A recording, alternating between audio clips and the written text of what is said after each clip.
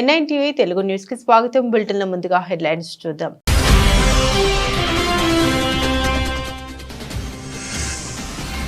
ఛత్తీస్గఢ్ లో అంతర్రాష్ట్ర సమన్వయ భేటీ 2026 నాటికి నక్సలిజం నుండి దేశానికి విముక్తి కలుగుతుందన్న కేంద్ర హోంమంత్రి అమిత్ షా.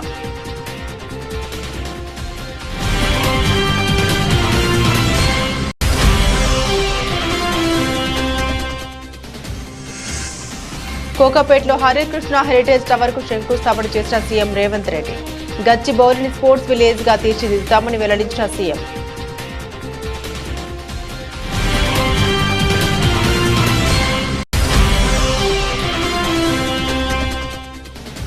రాజమండ్రిలో వచ్చే నెల 8 నుండి 11 వరకు 78వ నేషనల్ మెగా బ్యాడ్మింటన్ పోటీలు. జాతీయ క్రీడాకారులు వస్తున్నారని తెలిపిన స్థానిక MLA organising committee chairman Adireddy Srinivas.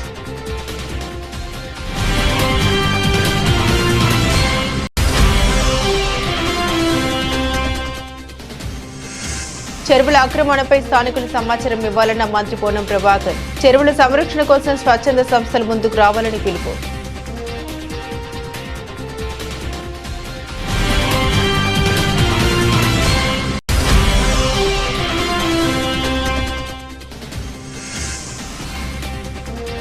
చెన్నైలో ఘనంగా మొదలైన ఇండియన్ రేసింగ్ లీగ్. విజేతలుగా నిలిచిన జోన్ లాంగస్టర్ జార్డెన్ పర్యాజ్.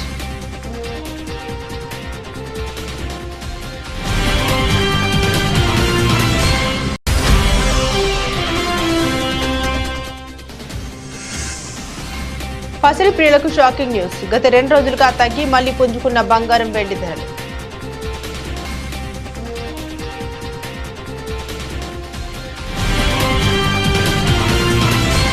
ఇక వివరాలకు వెళ్తే ఛత్తీస్గఢ్ లో కేంద్ర హోంమంత్రి అమిత్ షా అధ్యక్షతన అంతర్రాష్ట్ర సమన్వయ భేటీ జరిగింది.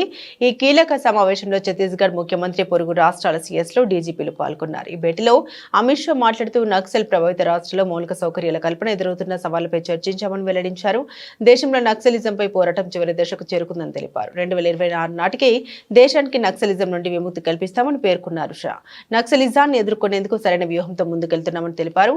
నక్సలిజం వల్ల గత 10 సంవత్సరాల్లో 6,617 మంది భద్రతా సిబ్బంది, పౌరులు ప్రాణాలు కోల్పోయారని అమిత్ షా వివరించారు. ఇటీవల కాలంలో భద్రతా సిబ్బంది, పౌరుల మరణాలు 70% వరకు తగ్గాయని తెలిపారు. नक्सल प्रभावित क्षेत्रों में रूल ऑफ लॉ एस्टैब्लिश करने के लिए प्रयास करना और दूसरा जो विनाश सर्जित हुआ था, इसके कारण सर्जित हुई विकास की खाई को भरकर विकसित क्षेत्र बनाना. और मुझे हर्ष है कि कई एरिया, कई राज्य 2019 से के लेकर 24 तक नक्सल प्रभावित क्षेत्र के नाम से तमगे से मुक्त हुए हैं. बिहार, झारखंड, उड़ीसा, आंध्र प्रदेश, तेलंगाना, मध्य प्रदेश और कमोबेश महाराष्ट्र भी, ये सारे राज्य, महाराष्ट्र का एक जिला छोड़कर नक्सल समस्या से मुक्त हुआ है. मैं मानता हूं कि ये भारत सरकार का बहुत बड़ा अचीवमेंट है. 2036లో హైదరాబాద్ లో ఒలింపిక్ గేమ్స్ నిర్వహిస్తామని ముఖ్యమంత్రి రేవంత్ రెడ్డి అన్నారు.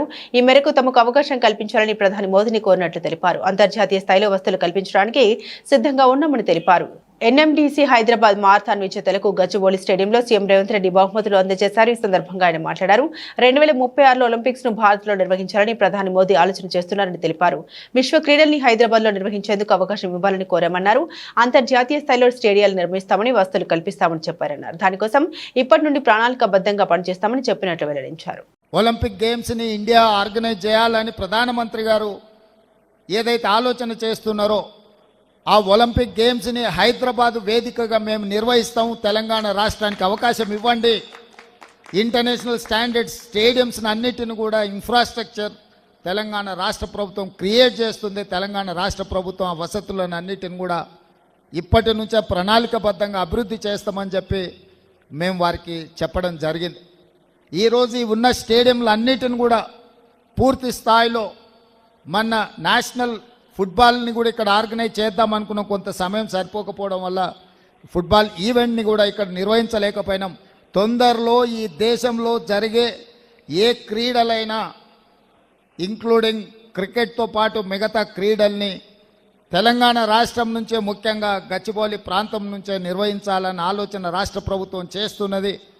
ఈరోజు మీరందరూ వేలాది మందిగా ఈ కార్యక్రమంలో పాల్గొని తెలంగాణ రాష్ట్రం క్రీడలకు వేదికగా మారడానికి మీ అందరి భాగస్వామ్యం అవసరం. తెలంగాణ వ్యాప్తంగా చెరువుల ఆక్రమణపై సమాచారం ఇవ్వాలని మంత్రి పొన్నం ప్రభాకర్ ప్రజలకు పిలుపునిచ్చారు. ఈ మేరకు ఆయన ఓ వీడియోను విడుదల చేశారు. పర్యావరణ పరిరక్షణ కోసం జంట నగరాలతో పాటు తెలంగాణ వ్యాప్తంగా ఎక్కడైనా చెరువులు ఆక్రమణకు గురైనట్లు తెలిస్తే స్థానికులు ప్రభుత్వం దృష్టికి తీసుకురావాలన్నారు. పూర్వీకుల నుండి వారసత్వంగా వచ్చిన చెరువులు ఎక్కడెక్కడ ఉన్నాయో తెలుసుకుని అవి ఆక్రమణకు గురైతే ఫిర్యాదు చేయాలన్నారు. ఆక్రమణకు పాల్పడింది ఏ పార్టీ వారైనా, ఎంత పెద్దవారైనా సరే సమాచారం ఇవ్వాలన్నారు. ముఖ్యంగా హైదరాబాద్ ఇన్ఛార్జ్ మంత్రిగా చెబుతున్నాను, చెరువుల పరిరక్షణ కోసం అందరూ ముందుకు రావాలని పేర్కొన్నారు. ఫిర్యాదు చేస్తే అధికారులు వచ్చి చర్యలు తీసుకుంటారన్నారు. రాష్ట్ర వ్యాప్తంగా చెరువుల పరిరక్షణకు స్వచ్ఛంద సంస్థలు ముందుకు రావాలని పిలుపునిచ్చారు. ఎవరి మీద కక్షపూరితంగానో లేదా ఉద్దేశపూర్వకంగానో వ్యక్తుల మీదనో పార్టీల మీదనో జరుగుతున్న పోరాటం కాదని పరివర్తన కోసం తమ ప్రభుత్వం ఈ నిర్ణయం తీసుకుందన్నారు. రాష్ట్రంలోని చెరువుల పరిరక్షణ కోసం తెలంగాణ ప్రజాపాలన ప్రభుత్వం ఈ నిర్ణయం తీసుకుందన్నారు మంత్రి పొన్నం. పర్యావరణాన్ని కాపాడాలని జంట నగరాలతో పాటుగా తెలంగాణ రాష్ట్ర వ్యాప్తంగా ఎక్కడైతే చెరువులు ఆక్రమణకు గురైన సమాచారం ఆ స్థానిక ప్రజలకు తెలిస్తే చాలు, దాన్ని ప్రభుత్వం దృష్టికి తీసుకురండి. ఎంత పెద్దవాళ్ళు ఉన్నా చెరువు ఆక్రమణకు గురి అయిందంటే అక్కడ సంబంధిత అధికారులు వచ్చి తగిన చర్యలు తీసుకుంటారు. ఈరోజు సమాజంలో మన బాధ్యతగా మనం భవిష్యత్తు తరానికి ఇచ్చేటువంటి వరం ఇది. మీ ప్రాంతంలో మీకు ఎక్కడ ఆర్టీఐ ద్వారా తీసుకున్నా, పూర్వీకుల దగ్గర నుంచి వచ్చేటువంటి వారసత్వంలో చెరువులు ఎక్కడెక్కడ ఉండనో తెలుసుకొని అవి ఆక్రమణకు గురైతే ఎంత పెద్దవాళ్ళైనా సరే, ఏ పార్టీ వాళ్ళైనా సరే ఆ సమాచారాన్ని ప్రభుత్వానికి ఫిర్యాదు రూపంలో చేయండి. ముఖ్యంగా హైదరాబాద్ ఇన్ఛార్జ్ మంత్రిగా జరుగుతున్నటువంటి చెరువుల పరిరక్షణకు జరుగుతున్నటువంటి ఒక కార్యక్రమంలో హైదరాబాద్ జంట నగరాల ప్రజలు, రంగారెడ్డి ప్రజలు ప్రకృతిని, భవిష్యత్ తరాన్ని, చెరువులను కాపాడుకొని ఒక వ్యవస్థను కాపాడుకోవడం జరిగే ఈ యొక్క ప్రక్రియలో స్వచ్ఛందంగా మీ ప్రాంతంలో చెరువులను రక్షించుకోవడానికి తరలి రావాల్సిందే ఈ సందర్భంగా కోరుతాను. ప్రభుత్వం ఎవరి మీద కక్షపూరితంగా లేదా వ్యక్తిగతంగా ఉద్దేశపూర్వకంగా ఇందులో వ్యక్తుల మీద, పార్టీల మీద జరుపుతున్నటువంటి పోరాటం కాదు ఇది. ఒక ప్రభుత్వం ఒక పరివర్తన తేవాలనుకున్నప్పుడు కొద్దిగా కష్టమైన, నష్టమైన ఇది తప్పది. కాబట్టి మరొకసారి చెరువుల పరిరక్షణకు తెలంగాణ ప్రజాపాలన ప్రభుత్వం తీసుకున్న నిర్ణయానికి ఎక్కడెక్కడైతే చెరువుల ఆక్రమణకు గురైనయో వాటన్నిటి సమాచారాన్ని సంబంధిత అధికారుల దృష్టికి ఫిర్యాదు రూపంలో తీసుకురావాల్సిందిగా అందరికీ విజ్ఞప్తి చేస్తాను. ప్రతి ఇంట్లో ఒకరు జ్వరంతో బాధపడుతున్నారని, పిట్టల్లాగా ప్రజలు చనిపోతుంటే ప్రభుత్వానికి చీమ కుట్టినట్లయినా లేదని బీఆర్ఎస్ ఎమ్మెల్యే హరీష్ రావు విమర్శించారు. రాష్ట్రంలో డెంగ్యూ కేసులు 36% పెరిగాయన్నారు. డెంగ్యూ కేసులపై ప్రభుత్వం ఇప్పటి వరకు ఒక సమీక్ష కూడా చేయలేదని తెలిపారు. ప్రభుత్వ దవాఖానాల్లో మందులు లేవన్నారు. ప్రజారోగ్యం కంటే ఏదైనా ముఖ్యమైనది ఉందా అని ప్రశ్నించారు. హైదరాబాద్ తెలంగాణ భవన్లో పార్టీ ఎమ్మెల్యేలు పల్లా రాజేశ్వరరెడ్డి, పైలట్ రోహితిరెడ్డితో కలిసి ఆయన మీడియాతో మాట్లాడారు. రాష్ట్రంలో పారిశుద్ధ్యం అస్తవ్యస్తంగా మారిందన్నారు. దోమల నివారణకు చర్యలు తీసుకుంటున్నారా అని ప్రశ్నించారు. రాష్ట్రంలో హెల్త్ ఎమర్జెన్సీ పరిస్థితి ఉందని తెలిపారు. డెంగ్యూపై సమీక్ష చేయకుండా విపక్షాలపై కక్ష సాధింపులకు పాల్పడుతున్నారని ఆగ్రహం వ్యక్తం చేశారు హరీష్ రావు. పేరుకు ప్రజాపాలన, కానీ జరుగుతున్నదంతా ప్రజా సమస్యలను పక్కదారి పట్టించే పాలన. సమస్యల పరిష్కారానికి బదులు సంచలనాల కోసం కాంగ్రెస్ ప్రభుత్వం, రేవంత్ రెడ్డి గారి ప్రభుత్వం సమయం కేటాయిస్తూ ఉంది.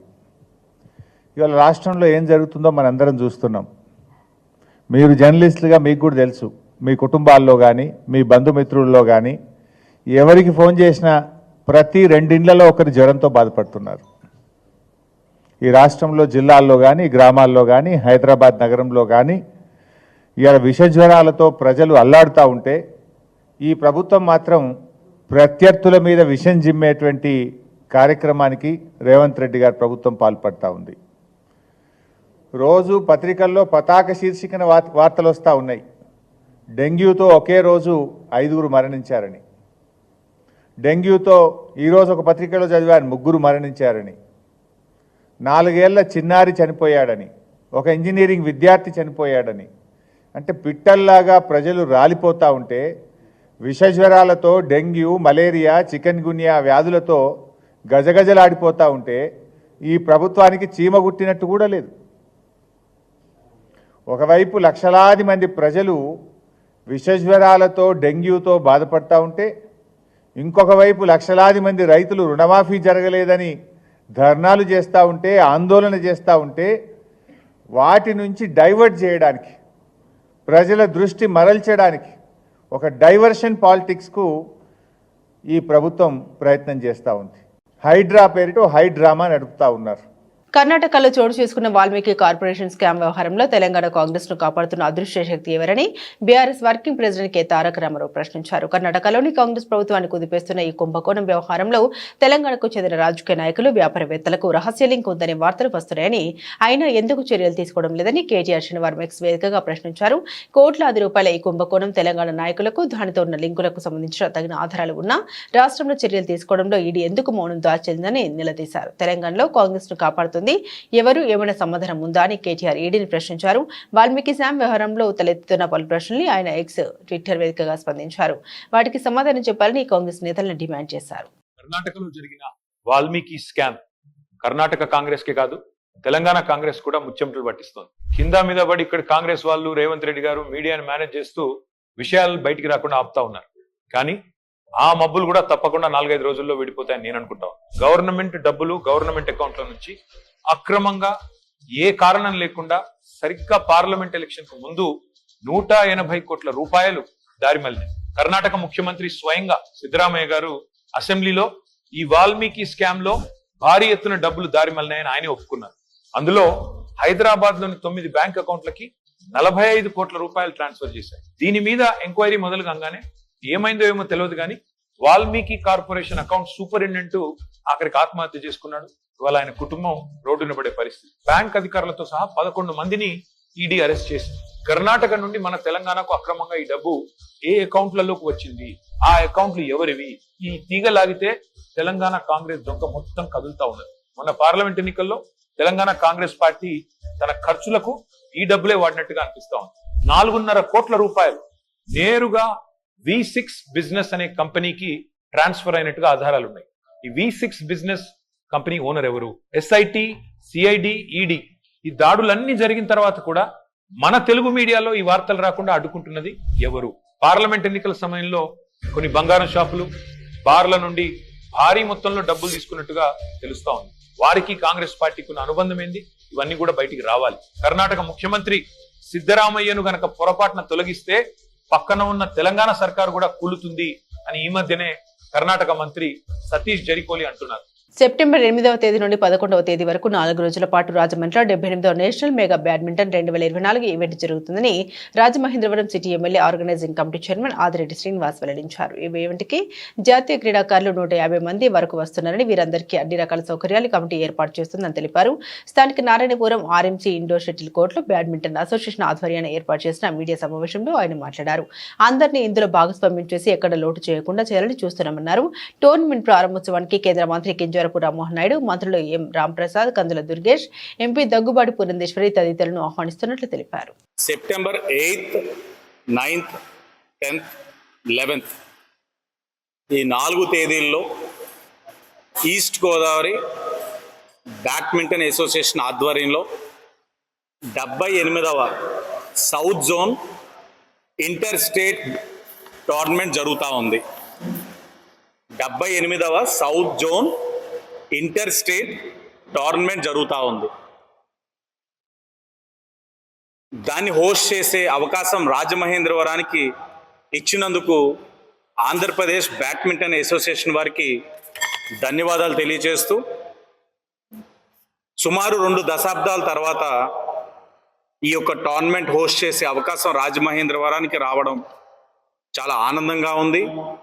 అలాగే ఆంధ్రప్రదేశ్, తెలంగాణ, కేరళ, కర్ణాటక, తమిళనాడు, పాండిచ్చేరి, అండమాన్ అండ్ నికోబార్ ఐలాండ్స్ ఇక్కడి నుంచి సుమారు 150 నుంచి 200 మంది జాతీయ క్రీడాకారులు ఈ మెగా బ్యాడ్మింటన్ 2024 ఈవెంట్కి వస్తూ ఉన్నారు. ఇది మా తాలూకు ఆలోచన, మా తాలూకు కోరిక. ఇక్కడ ఎంతో మంది క్రీడాకారులు ఉన్నారు, ఎంతో మంది నైపుణ్యం కలిగిన వారు ఉన్నారు. కానీ వాళ్ళ ఒక క్రీడని ప్రదర్శించడానికి సరైన వేదిక దొరకట్లేదు. ఆ వేదికని ప్రొవైడ్ చేయవలసిన బాధ్యత, కనీస బాధ్యత ప్రభుత్వాల పైన ఉంది. ఆ బాధ్యతను మనం నిర్వర్తిద్దాం, క్రీడాకారులకి ప్రోత్సాహం అందిద్దామని కూడా వారందరికీ తెలియచేసాం. తప్పకుండా రాబోయే రోజుల క్రీడాకారులకు అంతా కూడా మంచి రోజులు వస్తాయని కూడా వారందరికీ కూడా తెలియచేస్తూ, మీడియా వారిని కూడా ఆ 4 రోజులు కూడా దగ్గరుండి మన రాజమండ్రికి వచ్చిన గౌరవాన్ని మరింత పెరిగే విధంగా ఈ జిల్లానో లేకపోతే ఈ రాష్ట్రమే కాదు వివిధ రాష్ట్రాలందరికీ కూడా ఈ అంశాలు రాజమహేంద్రవరంలో ఎంత గొప్పగా ఘనంగా ఈ యొక్క టోర్నమెంట్ నిర్వహిస్తున్నారనేది తెలిసే విధంలో మీరు కూడా భాగ్యస్వాములు అవ్వాలని మీడియా వారికి కూడా విజ్ఞప్తి చేస్తూ అందరికీ ధన్యవాదాలు. తన మెడికల్ కాలేజీను ముఖ్యమంత్రి రేవంత్ రెడ్డి కూల్చే కుట్ర చేస్తున్నారని జనగామ బీఆర్ఎస్ ఎమ్మెల్యే పల్లా రాజేశ్వర రెడ్డి ఆరోపించారు. 25 ఏళ్ల క్రితం తాము విద్యా సంస్థలు స్థాపించామని గుర్తు చేశారు. గత 8 నెలలుగా వ్యక్తిగతంగా తన మీద తన కుటుంబం మీద దాడి జరుగుతుందని విమర్శలు చేశారు. గతంలో ఎప్పుడూ ఇలాంటి దాడి తన మీద జరగలేదని పల్లా రాజేశ్వర రెడ్డి తెలిపారు. నీటిపారుదల శాఖ తమకు ఎన్ఓసీ ఇచ్చిందని అదే శాఖ తన మీద ఇప్పుడు కేసు పెట్టిందని మండిపడ్డారు. తన భూమిలో మాత్రమే నిర్మాణాలు చేశామని స్పష్టం చేశారు. చెరువు భూమి ఇంచు కూడా ఆక్రమించలేదని తేల్చి చెప్పారు. సర్వే చేసి కబ్జా చేసినట్లు నిరూపిస్తే కూల్చడానికి సిద్ధంగా ఉన్నామని సవాల్ విసిరారు. ఎక్కడ తప్పు జరిగిందో చెప్పి అధికారులు నోటీసులు ఇవ్వాలని పల్లా రాజేశ్వర రెడ్డి స్పష్టం చేశారు. రోజు పొద్దున్నే ఒక రెవెన్యూ కానీ లేకపోతే ఇరిగేషన్ కానీ లేకపోతే విజిలెన్స్ కానీ లేకపోతే ఎన్ఫోర్స్మెంట్ వాళ్ళు కానీ ఇంటెలిజెన్స్ వాళ్ళు కానీ పోలీస్ వాళ్ళు కానీ ఏదో దాంతో వస్తారు బెదిరించడం.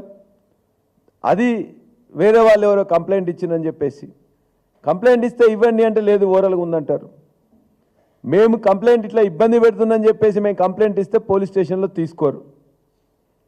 ఇతరులు కంప్లైంట్ చేస్తున్నారని చెప్పేసి మా దగ్గరికి మాత్రం వచ్చి ఇబ్బంది పెడుతుంటారు.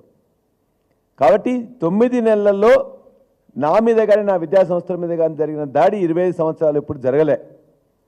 ఇది సరైనది కాదని చెప్పి నేను భావిస్తున్నా.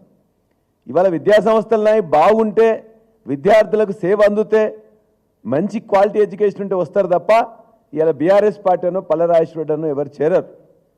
ఇవాళ రాష్ట్రంలో NIRFలో 5వ ర్యాంకులో వచ్చిందంటే అక్కడున్న క్వాలిటీ ఎడ్యుకేషన్ ఇస్తున్నాం కాబట్టి వచ్చింది తప్ప మరొకటి కాదు. ఇవాళ మెడికల్ కాలేజీ కూల్స్తామని చెప్పేసి ఏదైతే వాళ్ళు ప్రయత్నం చేస్తున్నారో దానికి సంబంధించిన నీటిపారుదల శాఖ, రెవెన్యూ శాఖ, కలెక్టర్ గారు, HMDA గారు అందరూ పర్మిషన్లు ఇచ్చిన తర్వాతనే ఆ యొక్క భవన నిర్మాణాలు చేపట్టినాం. అది కంప్లీట్ అయింది. ఇవాళ నీటిపారుదల శాఖ వాళ్ళే మాకు ఇచ్చారు. ఆ నీటిపారుదల శాఖ వాళ్ళు వచ్చి నిన్న కేసు పెట్టారు. ఆ కేసులో వాళ్ళు ఎక్కడ కూడా ఏం చెప్పలే. కేసులో ఏం పెట్టారు, ఇంత ఎక్స్టెంట్ నేను జరిగినాను కానీ లేకపోతే ప్రభుత్వ భూమి లేకపోతే చెరువు భూమిలో నేను వచ్చిందని కూడా అక్కడెక్కడ మెన్షన్ చేయలే. అనురాగ్ ఇన్స్టిట్యూషన్స్ బఫర్ జోన్లోకి వచ్చినాయని చెప్పి చెప్తున్నారు. వస్తే ఎంత వచ్చినాం, ఒక స్కెచ్ మ్యాప్ ఇవ్వండి, లేకపోతే ఎన్ని అడుగులు జరిగినావో చెప్పండి. 2017లో నేను తీసుకున్న తర్వాత ఇవన్నీ కట్టడాలు మొదలుపెట్టినాం కదా, ఈ 8 సంవత్సరాలు మరి ఏం చేశారు? కాబట్టి వారు చెప్పిన విధంగానే ఎక్కడైతే హద్దులు నిర్ణయించిందో ఇవాళ నా భూమిలో మాత్రమే నేను కట్టుకున్నాను. సత్యసాయి జిల్లా మడకశిర ఎమ్మెల్యే ఎంఎస్ రాజు చౌటుపల్లి గ్రామ ప్రజల మహిళల సమస్యలు అడిగి తెలుసుకున్నారు. అనంతపురం నుండి ఎమ్మెల్యే రాజు మడకశిరకు వెళ్తూ అదే దారివైపు మార్గం మధ్యలో చౌటుపల్లి గ్రామం మహిళల వద్ద ఎమ్మెల్యే తన కాన్వాయ్ ఆపి మహిళల సమస్యల్ని అడిగి తెలుసుకున్నారు. ఎమ్మెల్యే రాజు మాట్లాడుతూ రేపు ఉదయాన్నే అధికారులు కలిసి వస్తామని, నీటి సమస్య, వీధి లైట్ల సమస్యలు పరిష్కరిస్తామని మడకశిర ఎమ్మెల్యే రాజు హామీనిచ్చారు.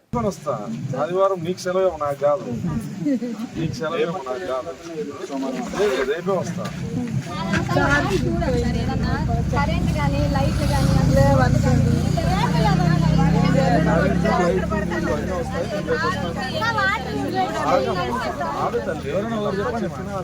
హైడ్రా పేరుతో తెలంగాణలో హైడ్రామా నడుస్తోందని మాజీ మంత్రి బీఆర్ సిద్దిపేట ఎమ్మెల్యే తన్నీరు హరీష్ రావు తీవ్ర విమర్శలు గుప్పించారు. రాష్ట్రంలో పాలన పక్కదారి పట్టించే పాలన నడుస్తోందని ఆరోపణ చేశారు. విష జ్వరాలతో ప్రజలు అల్లాడుతున్నారని హరీష్ రావు ఆందోళన వ్యక్తం చేశారు. ప్రభుత్వం డైవర్షన్ పాలిటిక్స్ చేస్తోందని తీవ్ర ఆగ్రహం వ్యక్తం చేశారు. ఈ రోజు తెలంగాణ భవన్లో హరీష్ రావు మీడియాతో మాట్లాడుతూ ప్రభుత్వం ప్రతిపక్షాలను టార్గెట్ చేస్తోందని ధ్వజమెత్తారు. బీఆర్ఎస్ జనగాం ఎమ్మెల్యే పల్లా రాజేశ్వర రెడ్డిని సీఎం రేవంత్ రెడ్డి టార్గెట్ చేశారని ఆరోపించారు. ఆయన ఆర్థికంగా, రాజకీయంగా ఇబ్బంది పెట్టాలని రేవంత్ చూస్తున్నారని హరీష్ రావు ఫైర్ అయ్యారు. మేమేం హైడ్రాకు వ్యతిరేకం కాదు, అక్రమ కట్టడాలను ఖచ్చితంగా కొట్టాల్సిందే, దాన్ని మేమేం సమర్థించం, ఎక్కడ కూడా ఈ అక్రమాలను మేము సమర్థించం. కానీ టార్గెటెడ్గా, పొలిటికల్గా, రాజకీయ ప్రేరితమైనటువంటి దాంట్లో అధికారులు అత్యుత్సాహాన్ని ప్రదర్శించొద్దు. దయచేసి డాక్యుమెంట్స్ అన్ని పరిశీలించండి, న్యాయాన్ని గుర్తించండి, అన్నీ చేసిన తర్వాత నోటీస్ ఇచ్చి పద్ధతిలో చేయండి ఏదైనా చేస్తే. కానీ అధికారం ఉంది కదా అని, వాళ్ళు చెప్పింది కదా అని రాత్రికి రాత్రి చేసి బుల్డోజింగ్ పద్ధతిని చేయకూడదని చెప్పి మేము అధికారులకు కూడా ఈ సందర్భంగా చెప్తా ఉన్నాం. ఎందుకంటే రాజకీయంగా అంటే పల్లా రాజేశ్వర రెడ్డి గారు కొట్లాడతాం, బీఆర్ఎస్ పార్టీ మేము అందరం కొట్లాడతాం. కానీ రాజకీయంగా ఉన్నటువంటి కక్షను అటు విద్యా సంస్థల మీదనో ఆసుపత్రుల మీదనో మనం చేయడం సరియైంది కాదు. రాజకీయ కక్షలకు ఆసుపత్రులు విద్యా సంస్థలు కేంద్రం కాకూడదు అని చెప్పి నేను ఈ సందర్భంగా ప్రభుత్వాన్ని తెలియజేస్తా ఉన్నా. తెలంగాణ రాష్ట్ర వ్యాప్తంగా డ్రగ్స్ గంజాయి మహమ్మారిపై రాష్ట్ర ప్రభుత్వం ఉక్కుపాదం మోపుతూ దాన్ని అరికట్టేందుకు కఠిన చర్యలు తీసుకుంటున్న సందర్భంగా యువత గంజాయి మత్తుకు బానిసలై తమ జీవితాన్ని నాశనం చేసుకునే దిశగా అడుగులు వేయకుండా వారికి అవగాహన కల్పిస్తూ చైతన్యవంతం చేసేందుకు గాను రత్నగిరి ఫౌండేషన్ ఆధ్వర్యంలో నేడు కొల్లాపూర్ పట్టణంలో వివిధ పాఠశాల కళాశాల విద్యార్థులు యువతతో కలిసి పట్టణ పురవీధుల గుండా భారీ ర్యాలీ నిర్వహించారు. ఈ సందర్భంగా విద్యార్థులను ఉద్దేశించి జిల్లా ఎస్పీ గాయక్వాడ్ వైభవ్ గారు మాట్లాడారు. గతంలో ఇలాంటి అవేర్నెస్ ర్యాలీలు నిర్వహించిన పరిస్థితి లేదు, నేడు ఎందుకు వస్తుంది అన్నది ఆలోచించాలి. ముఖ్యంగా సోషల్ మీడియాలో మంచిని వదిలేసి చెడు వాటికి ఎక్కువ ఆకర్షణ అవుతున్నారు. డీఎస్పీ బి శ్రీనివాస్ గారు మరియు ఎక్సైజ్ సూపరింటెండెంట్ గాయత్రి గారు మాట్లాడుతూ యువత గంజాయి మత్తులు జీవితాలు నాశనం చేసుకుని కుటుంబాలకు శోకం మిగిల్చవద్దని సూచించారు. తెలుసు ఇది drugs issue, already Arun Kumar గారు చెప్పారు. ఈ డ్రగ్స్ ఇష్యూ గురించి మన ఇంత చిన్న టౌన్లో, చిన్న డిస్టిక్ లెవెల్లో, రూరల్ బ్యాక్గ్రౌండ్ లెవెల్లో ఈ టైప్లో ర్యాలీ, ఈ టైప్లో అవేర్నెస్ ప్రోగ్రామ్ అవకాశం ఉంది. ఇప్పుడు ఈ టైప్లో ఆలోచన మేము 4-5 ఇయర్స్ ముందు చేయలేదు. సో ఈ సిచ్యువేషన్ ఎందుకు వచ్చింది అంటే ఇప్పుడే ఈ డ్రగ్స్ ఎస్పెషల్లీ గాంజా మన విలేజ్ లెవెల్లో దొరుకుతుంది. చిన్న పిల్లలు 15 ఇయర్స్ 14 ఇయర్స్ పిల్లలు కూడా ఈ డ్రగ్స్లో యాడిక్ట్ అవుతున్నారు. ఎందుకు అవుతున్నారు అంటే ఈ రెగ్యులర్గా మన సోషల్ మీడియా కానీ, తర్వాత వేరే వెస్టర్న్ కల్చర్ కానీ, బయటకి రాష్ట్రంలో ఏం జరుగుతుందే అదే మన ఈజీలీ యాక్సెస్ ఉంది. మన సోషల్ మీడియా కానీ, ఇంటర్నెట్ కానీ ఈజీగా యాక్సెస్ ఉంది. దాని కాబట్టి మన వాళ్ళు కూడా అదే బ్యాడ్ అడిక్షన్లో ఈజీగా అట్రాక్ట్ అవుతున్నారు.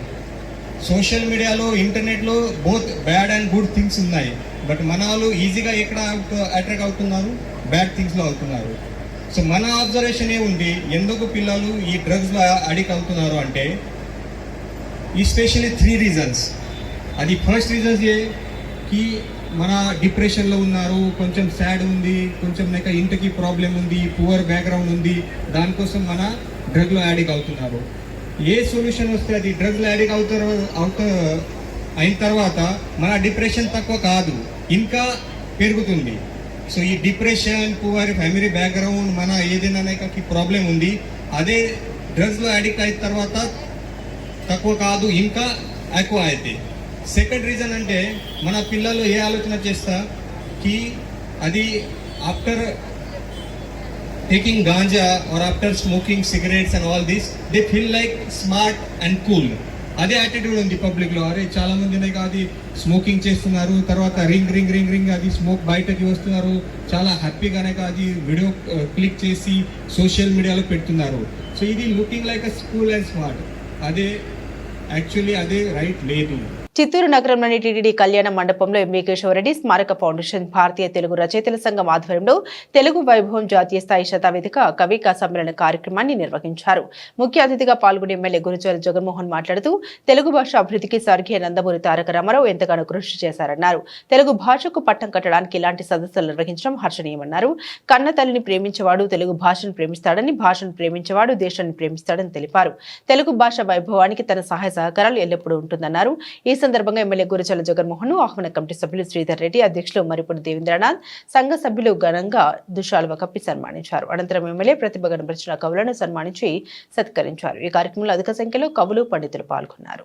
ఆహ్వానించి ముఖ్య అతిథిగా పిలిచినందుకు ఈ కమిటీ వారికి ప్రత్యేకంగా మా శ్రీధర్ అన్నకి నా కృతజ్ఞతలు తెలియజేసుకుంటూ, ఎవరైతే తెలుగు భాష పట్ల అభిమానం కానీ ఆప్యాయత చూపుతారో ఎక్కడున్నా కూడా ప్రపంచంలో వారి అందరి దీవెనలు కూడా ఉంటాయి. వారికి కన్న తల్లిని ప్రేమించే మనసు ఉన్నవాడు భాషను ప్రేమిస్తాడు, భాషని ప్రేమించేవాడే ఈ ఒక్క దేశాన్ని కూడా ప్రేమిస్తాడని భావిస్తూ నేను ఇంకా అనేక కార్యక్రమాల్లో పాల్గొనాలి. కానీ ఈరోజు శ్రీనివాస్ వచ్చింది.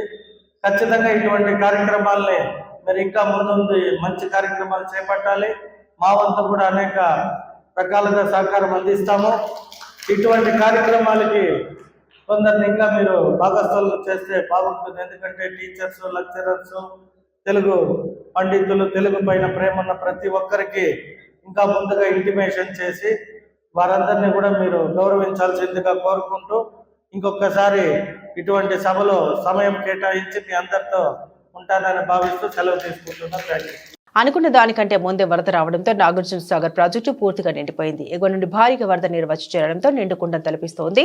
పూర్తి స్థాయి నీటి మట్టం ఉండడంతో అధికారులు 2 గేట్లు ఎత్తి కిందికి వదులుతున్నారు. అయితే అలల తాకిడికి ప్రాజెక్టు క్రస్ట్ గేట్లపై నుండి కృష్ణమ్మ కిందికి దూకుతుంది. దీంతో అన్ని గేట్లను ఎత్తారా అనేట్లుగా నీరు కిందికి వస్తుంది. కాగా సాగర్ ప్రస్తుత పూర్తి స్థాయి నీటి మట్టం 590 అడుగులు. ప్రాజెక్టులోకి 64,699 క్యూసెక్ల ఇన్ఫ్లో వస్తుండగా అంతే మొత్తంలో దిగువకు వెళ్తుంది. జలాశయంలో గరిష్ట నీటి నిల్వ అంటే 312.50 టీఎంసీలు ఉన్నాయి. 2 గేట్ల ద్వారా 16,200 క్యూసెక్ల నీటిని వదులుతున్నారు.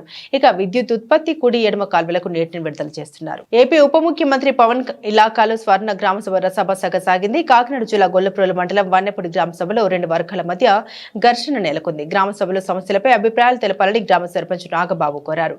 సెక్రటరీకి సమస్యలు తెలుపుతుండగా 2 వర్గాల మధ్య వాగ్వివాదం చోటు చేసుకుంది. ఒకరిపై ఒకరు కుర్చీలు విసురుకున్న వైనం. సర్పంచ్ వర్గంపై ఎదురు తిరిగిన మరొక వర్గం టెంట్ కర్రను ఊడబీకి గంధ రామకృష్ణ అనే వ్యక్తిపై మరో వ్యక్తి దాడి చేశారు. గాయపడ్డ వారిని పిఠాపురం ప్రభుత్వ ఆసుపత్రికి తరలించి చికిత్స అందిస్తున్నారు. దాడికి దిగిన వ్యక్తులు జనసేన పార్టీకి చెందిన కార్యకర్తలుగా ఎంపీ తంగెల శ్రీనివాస్ వర్గానికి చెందిన వారిని గాయపడిన వ్యక్తి రామకృష్ణ తెలిపారు. అయితే పాత గొడవలు దృష్టిలో పెట్టుకుని 2 వర్గాల మధ్య గ్రామ సభలో గొడవ జరిగినట్లుగా స్థానికులు చెబుతున్నారు.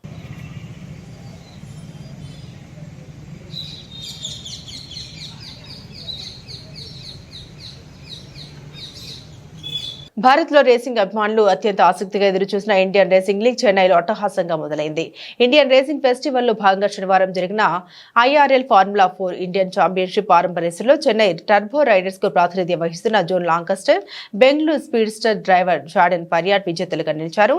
ఏ లెవెల్ డ్రైవర్ల కోసం నిర్వహించిన రేసులో లాంకస్టర్ రేసును 27 నిమిషాల 15.812 సెకండ్లో పూర్తి చేసి అగ్రస్థానాన్ని దక్కించుకున్నారు. ఇక F4 ఇండియన్ ఛాంపియన్షిప్ రేసును 21 నిమిషాల 14.967 సెకండ్లో పూర్తి చేసిన జార్డెన్ అగ్రస్థానం కైవసం చేసుకున్నారు. బెంగళూరు యువ డ్రైవర్ ఈ లీగ్ లో స్టాచి రాయల్ బెంగాల్ టైగర్స్ కు ప్రాతినిధ్యం వహిస్తున్న Rohan Alva IRL F4 India championship లోను 3 స్థానంలో నిలిచాడు. కాగా ఈ లీగ్ లో భారీ ఆశలతో బరిలోకి దిగిన హైదరాబాద్ బ్లాక్ బర్డ్స్ 2 రేసుల్లోనూ నిరాశపరిచింది. ఫజరీ ప్రియులకు మళ్లీ షాకింగ్ న్యూస్. గత 2 రోజులుగా తగ్గిన బంగారం, వెండి ధరలు ఈ రోజు మాత్రం పుంజుకున్నాయి. ఈ నేపథ్యంలో దేశ రాజధాని ఢిల్లీలో ఉదయం 6:30 నాటికి 24 క్యారెట్ల బంగారం రేటు 10 గ్రాములకు గాను 400 పెరిగి 73,190కు చేరుకుంది. 22 క్యారెట్ల బంగారం ధర 10 గ్రాములకు 67,100కు చేరుకుంది. ఇదే సమయంలో హైదరాబాద్, విజయవాడలో 24 క్యారెట్ల బంగారం ధర 10 గ్రాములకు 73,040కు చేరుకోగా 22 క్యారెట్ల బంగారం ధర 10 గ్రాములకు గాను 66,950 రూపాయలకు చేరుకుంది. మరోవైపు వెండి ధర కూడా కిలోకు 1,400 పెరిగింది. దీంతో ఢిల్లీలో కిలో వెండి ధర 88,000కు చేరుకుంది. బులెటిన్ ముగించే ముందు హెడ్లైన్స్ మరోసారి.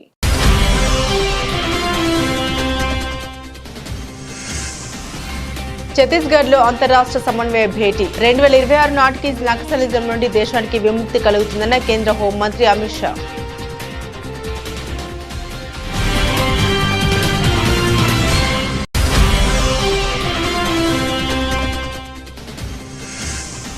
కోకాపేటలో హరికృష్ణ హెరిటేజ్ టవర్ కు శంకుస్థాపన చేసిన సీఎం రేవంత్ రెడ్డి. గచ్చిబౌలిని స్పోర్ట్స్ విలేజ్ గా తీర్చిదిద్దామని వెల్లడించిన సీఎం.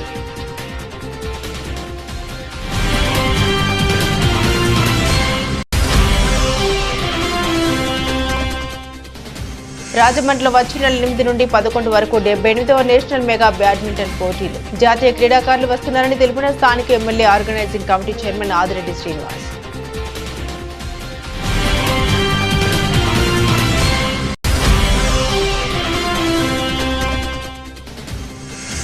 చెరువుల ఆక్రమణపై స్థానికులు సమాచారం ఇవ్వాలన్న మంత్రి పొన్నం ప్రభాకర్. చెరువుల సంరక్షణ కోసం స్వచ్ఛంద సంస్థలు ముందుకు రావాలని పిలుపు.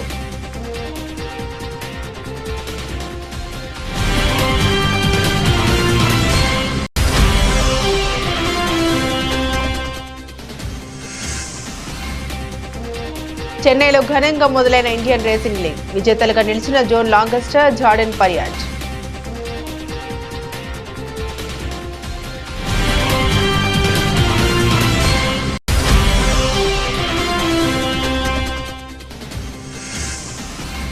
ఫసలి ప్రియులకు షాకింగ్ న్యూస్. గత 2 రోజులుగా తగ్గి మళ్లీ పుంజుకున్న బంగారం, వెండి ధరలు.